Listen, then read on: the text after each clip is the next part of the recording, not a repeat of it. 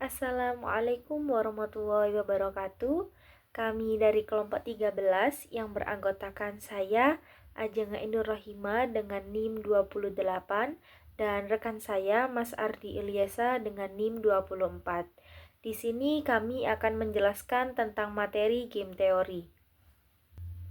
Baik, yang pertama pada materi game teori ini, yaitu sejarah singkatnya adalah didirikan oleh John von Neumann dan Oscar Morgenstern pada tahun 1944 yang berjudul Theory of Game and Economic Behavior.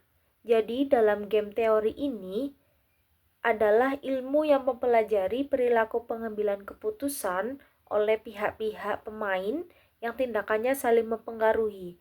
Jadi antara pemain satu dan pemain yang lain saling berhubungan untuk mencari strategi yang optimal atau yang terbaik untuk setiap pemain dengan mempertimbangkan tindakan lawan. Baik, langsung saja di sini saya akan melanjutkan penjelasan dari Mbak Ajeng yang mana tentang game teori. Setelah dijelaskan tadi definisi dari game teori, kemudian yang kedua yaitu ada komponen utama game. Jadi dalam game tersebut itu ada beberapa komponen utamanya. Yang pertama dalam game teori itu yang pertama ada pemain. Jadi ada yang disebut dengan players, yang mana itu merupakan orang atau kelompok yang membuat keputusan. Jadi yang membuat keputusan itu namanya players. Pemainnya tersebut. Itu bisa individu ataupun kelompok. Contohnya seperti perusahaan, individual, atau juga pemerintah. Kemudian yang kedua ada strategi, yang mana setelah adanya pemain itu ada strategi, yang disitu merupakan tindakan yang bisa dipilih oleh setiap pemain tersebut. Jadi setiap pemain itu bisa milih tindakan, nah itu namanya strategi. Kemudian yang ketiga ada hasil atau outcomes, yaitu pemain dari kombinasi strategi yang dipilih semua pemain. Jadi merupakan hasilnya itu bisa kombinasi strategi setelah yang dipilih oleh semua pemain tersebut. Kemudian yang keempat yaitu gunakan atau yang disebut dengan payoffs, yaitu merupakan nilai keuntungan atau kerugian yang diterima pemain dari hasil tertentu. Dan ini biasanya berbentuk angka. Jadi payoffs ini itu merupakan bisa jadi keuntungan atau kerugian yang diterima. Nah, itu nanti bentuknya bentuk angka. Kemudian komponen yang kelima atau yang terakhir yaitu informasi, yang mana ini merupakan tingkat pengetahuan pemain tentang strategi hasil lawan. Jadi pengetahuan tentang strategi hasil lawan itu nanti merupakan yang disebut dengan informasi. Baik, yang selanjutnya yaitu dalam game teori ini ada beberapa klasifikasi game, yaitu yang pertama berdasarkan jumlah pemain. Jadi di dalam jumlah pemain ini juga ada beberapa jenis. Yang pertama yaitu 2 pemain. Di dalam 2 pemain ini yaitu adalah game antara dua belah pihak. Jadi contohnya itu seperti game Prisoners Dilemma atau dilema tahanan. Jadi di dalam dilema tahanan ini adalah eksperimen pemikiran dalam teori permainan tentang dua individu yang menghadapi pilihan antara kerjasama atau pengkhianatan, di mana tindakan rasional untuk kepentingan pribadi, seperti contohnya mengkhianati, justru itu menghasilkan hasil yang lebih buruk bagi keduanya daripada jika mereka bekerja sama atau saling diam. Untuk menunjukkan paradoks antara kepentingan individu dan kolektif. Jadi situasi ini itu sering diilustrasikan dengan dua tersangka yang diinterogasi secara terpisah. Jadi di antaranya jika keduanya itu mengaku, maka mengaku untuk mengkhianati, jadi mereka akan dipenjara. Tetapi jika keduanya diam atau bekerja sama, mereka akan mendapatkan hukuman ringan. Tetapi Jika di antara salah satu mereka itu ada yang mengaku dan yang lainnya diam, yang mengaku ini menjadi bebas. Sementara yang diam ini tadi menjadi dihukum berat. Yang kedua yaitu banyak pemain. Jadi di dalam banyak pemain ini dilakukan dengan lebih dari dua pihak. Contohnya itu seperti persaingan pasar banyak perusahaan. Jadi tidak hanya dua belah pihak saja yang melakukan game, tetapi mencakup semua perusahaan. Maksudnya itu banyak perusahaan yang ikut dalam game tersebut. Yang kedua yaitu berdasarkan jumlah strategi. Dalam jumlah strategi ini juga ada dua jenis. Yang pertama yaitu strategi hanya satu, di mana setiap pemain itu hanya punya satu pilihan. Jadi mereka hanya mempunyai satu pilihan dan tidak bisa memilih yang lain. Dan yang kedua yaitu strategi banyak, di mana setiap pemain itu punya beberapa pilihan. Jadi jikalau mereka sudah memilih satu, mereka bisa memilih yang lain. Kemudian juga ada klasifikasi game yang nantinya berdasarkan jumlah gunakan. Yang mana game 0 jumlah ini merupakan jumlah gunakan semua pemain selalu sama, yaitu satu menang dan satu kalah. Contohnya seperti catur. Nah, jadi itu yang satu menang, yang satu kalah. Itu namanya game 0 jumlah. Kemudian yang kedua dari berdasarkan jumlah tersebut itu game bukan 0 jumlah, yaitu jumlah gunakan itu bisa berubah. Jadi jumlah yang gunakan tersebut itu bisa berubah. Semua bisa menang atau kalah secara bersama. Contohnya itu kerja sama tim. Jadi kan kalau tim itu kalau semua kalah berarti satu timnya kalah. Jadi semua ikut kalah. Kalau semua menang berarti itu juga semua ikut menang. Itu yang berdasarkan jumlah gunakan. Jadi ada yang 0 jumlah, yang pertama tadi itu yang satu menang dan yang satu kalah. Kemudian kalau yang bukan 0 jumlah itu yang seperti tim tadi. Jadi kalau semua menang ya semuanya menang. Kalau yang satu kalah berarti semuanya kalah di dalam tim tersebut. Kemudian yang kedua berdasarkan informasi. Jadi game yang berdasarkan informasi itu yang pertama yaitu game dengan informasi lengkap. Yang mana yang informasi lengkap ini tuh semua pemain mengetahui strategi dan gunakan lawan. Kemudian yang kedua, game dengan informasi tidak lengkap. Jadi kebalikan dari yang pertama, yaitu pemain tidak tahu semua informasi lawan. Itu merupakan game yang berdasarkan informasi. Dan selanjutnya dalam game teori ini ada metode 1 yaitu strategi dominan, di mana definisi strategi ini adalah strategi yang memberikan gunakan lebih baik bagi pemain tanpa tergantung pada strategi lawan. Jadi di mana mereka itu menggunakan strategi mereka sendiri tanpa melihat strategi lawan. Dan dalam strategi dominan ini ada beberapa jenis, yaitu yang pertama dominan kuat. Di dalam dominan kuat ini sangat-sangat lebih baik dalam semua situasi. Jadi di mana mereka itu memilih menjadi dominan kuat karena bisa lebih baik dalam situasi. Dan yang kedua ada dominan lemah, yaitu lebih baik atau sama dalam semua situasi. Untuk cara mencarinya yaitu bandingkan gunakan setiap strategi pemain terhadap semua strategi lawan.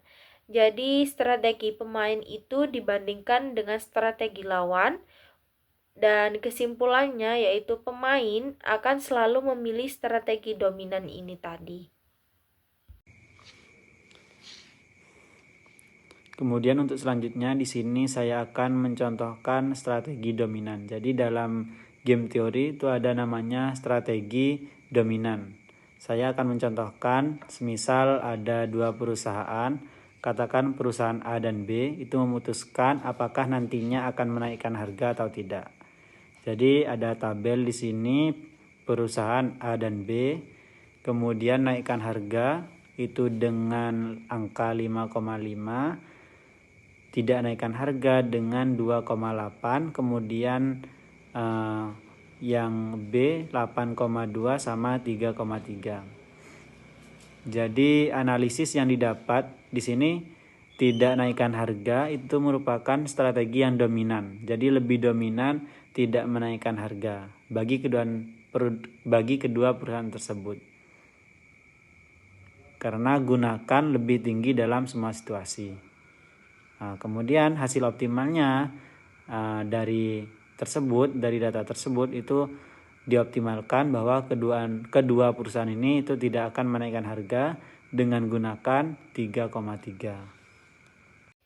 Yang selanjutnya yaitu metode 2 atau titik nas, di mana titik nas ini adalah situasi di mana tidak ada pemain yang ingin mengubah strateginya jika strategi lawan tetap. Jadi sebelum main mereka itu melihat strategi lawan terlebih dahulu. Jika strategi lawan itu tetap, maka mereka akan tetap menggunakan strategi mereka yang awal tanpa mengubah apapun. Dan untuk mencari titik nas ini, yaitu untuk setiap pemain itu menemukan strategi terbaiknya jika lawan memiliki strategi tertentu. Jadi di mana pemain ini harus memilih dari beberapa strategi sebelumnya yang sudah disiapkan dan memilih yang terbaik jika lawan ini memilih strategi tertentu. Yang kedua yaitu titik di mana kedua pemain memilih strategi terbaik mereka secara bersamaan adalah titik nas.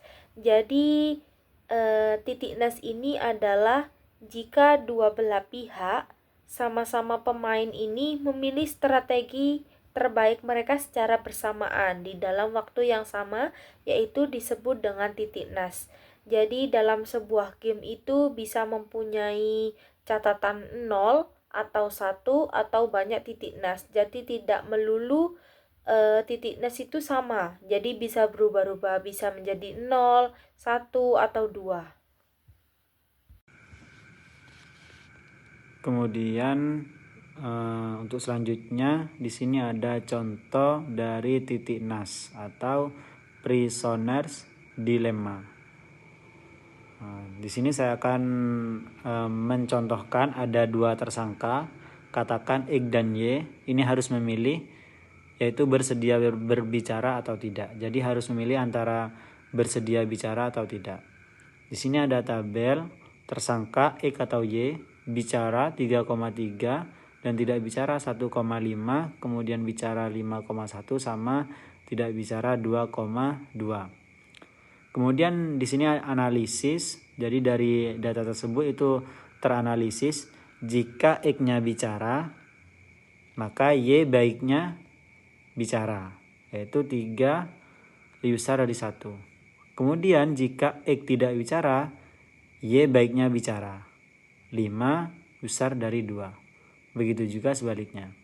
Jadi titik nas kedua bersedia bicara dengan gunakan 3,3, meskipun 2,2 itu lebih baik jika keduanya tidak bicara. Itu merupakan contoh dari titik nas atau prisoner's dilemma. Yang selanjutnya yaitu metode 3 yaitu minimax untuk game 0 jumlah. Jadi di dalam minimax ini adalah strategi di mana pemain mencoba meminimalkan kerugian maksimum yang bisa diterimanya atau memaksimalkan keuntungan minimum. Dan untuk mencarinya yaitu yang pertama, untuk setiap strategi pemain satu, maka mereka akan menemukan gunakan minimum yang bisa didapat. Dan yang kedua, yaitu pilih strategi dengan gunakan minimum terbesar atau maksimin. Dan yang ketiga yaitu ada untuk setiap strategi pemain 2, maka mereka akan menggunakan maksimum yang bisa diterima pemain 1. Dan yang terakhir yaitu pilih strategi dengan gunakan maksimum terkecil atau minimax. Jadi di dalam minimax untuk game 0 jumlah ini jika ingin hasilnya optimal, maka jika maksimin sama dengan minimax, maka itu adalah titik keseimbangan minimax. Baik, untuk selanjutnya di sini saya akan mencontohkan minimax. Yang mana setelah dijelaskan tadi bahwa minimax itu merupakan strategi yang mana pemain mencoba meminimalkan kerugian maksimum yang bisa diterimanya, atau dengan bisa dikatakan memaksimalkan keuntungan minimum. Contohnya di sini game 0 jumlah antara pemain A dan B. Jadi ini contohnya sama, berbentuk tabel yang itu isinya ada pemain A, B, yang ada strategi A1, strategi A2, strategi A3, kemudian ada max yang digunakan, kemudian ada strategi B1, strategi B2, strategi B3, dan min gunakan A. Jadi nanti akan ditemukan dengan hasil akhir maksimin. Yang mana pemain AB di sini itu strateginya yang pertama yang A1 ada 4, 1, 3. Jadi ditemukan min gunakan A-nya itu 1, kemudian yang kedua ada 2, 5, 4, min gunakan A-nya 2, kemudian 3, 2, 6, min gunakannya 2, sama max gunakannya ini ditemukan 4, 5, dan 6 pada strategi 3. Jadi kemudian ada ditemukan maksiminnya 2. Jadi kesimpulannya di sini minimax B itu merupakan nilai maksimum terkecil adalah 2. Kemudian keseimbangan minimaxnya yaitu A memilih A2 atau A3 dan B-nya itu memilih B1 atau B2 dengan gunakan 2. Itu contoh dari minimax. Materi yang terakhir dalam game teori ini yaitu aplikasi game teori dalam kehidupan nyata. Jadi dalam aplikasi game ini ada beberapa jenis, yaitu yang pertama bisnis dan persaingan pasar. Di dalam bisnis dan persaingan pasar ini ada penentuan harga untuk produk yang akan dipasarkan, dan yang kedua yaitu pemasarannya, dan yang ketiga pengembangan produk. Terus yang kedua ada politik, yaitu strategi kampanyenya itu seperti apa, dan negosiasi antar negara.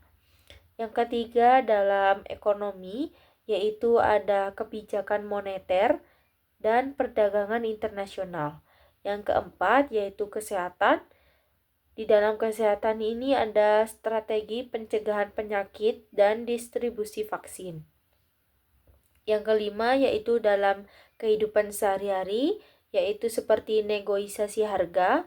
Contohnya seperti di pasar, jika ingin membeli cabai dengan harga 35.000, kita bisa negosiasi harga tersebut menjadi harga 25.000.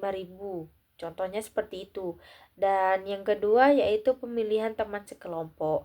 Jadi jika ada tugas dari dosen maupun dari sekolah, kita bisa memilih teman untuk sekelompok dengan kita.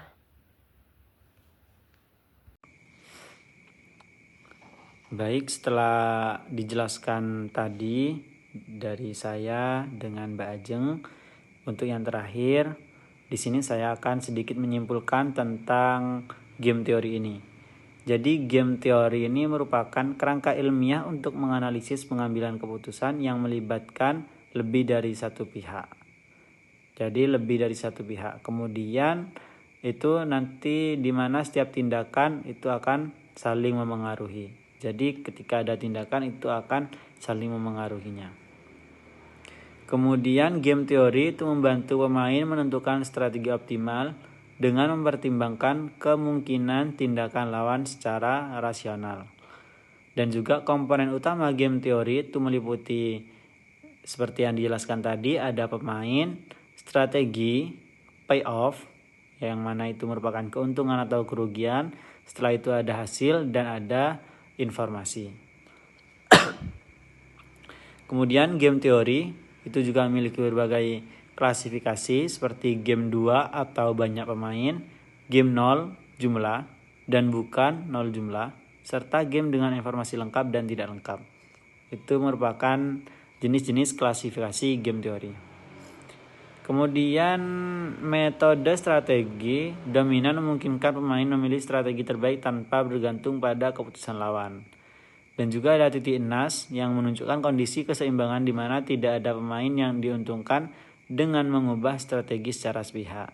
Kemudian ada metode minimax, yaitu digunakan pada game 0 jumlah untuk meminimalkan kerugian maksimum atau memaksimalkan keuntungan minimum. Kemudian juga game teori ini dapat diterapkan secara luas dalam bidang bisnis, ekonomi, politik, kesehatan, dan kehidupan sehari-hari. Jadi banyak yang bisa menerapkan game teori ini. Jadi selain di dunia bisnis, itu juga bisa diterapkan di kehidupan sehari-hari kita. Kemudian dengan penerapan game teori ini kita bisa mengambil keputusan dengan secara logis. Jadi ketika menggunakan game teori itu pengambilan keputusan bisa didapat dengan secara logis, kemudian sistematis dan strategis. Mungkin itu dari saya dan teman saya Mbak Ajeng. Kurang lebihnya mohon maaf. Wassalamualaikum warahmatullahi wabarakatuh.